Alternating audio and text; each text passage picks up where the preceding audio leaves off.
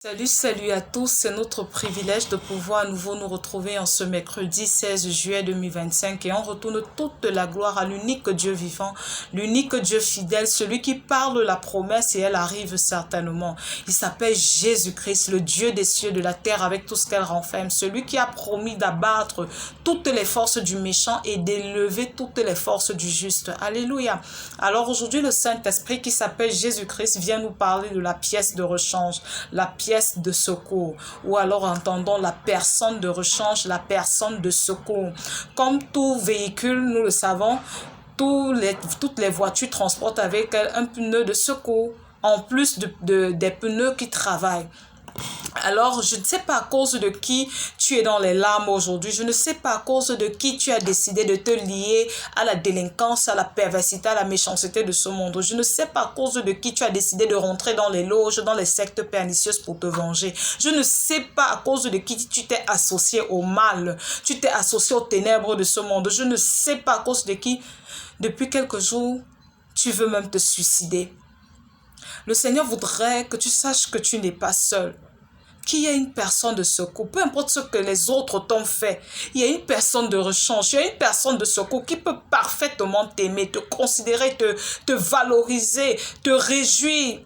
Et tu me diras certainement, mais elle est où? Je ne la vois pas. Mais il est avantageux pour toi que cette personne reste invisible.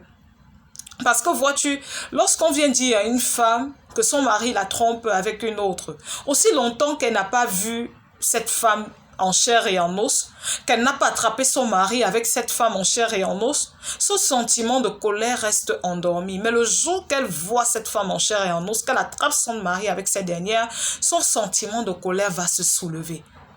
Et nous savons tous les désastres de la colère. Alors il est avantageux pour nous que Jésus-Christ, qui est Dieu, soit représenté à nos côtés par son esprit, parce que son esprit est invisible.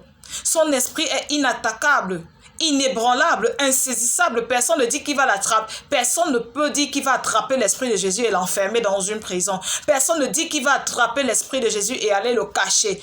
Personne ne pourra s'en prendre à cet esprit parce qu'il est insaisissable, impénétrable, immortel, indestructible, inébranlable.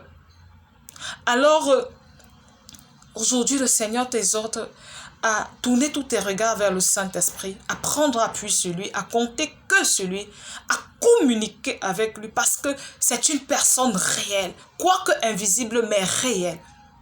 Alors ravale tes larmes, libère-toi de ces actions mauvaises, libère-toi de toutes ces actions mauvaises dans lesquelles tu t'es laissé entraîner à cause de ce qui t'a été fait. Sors de ces lieux ténébreux-là, sors de là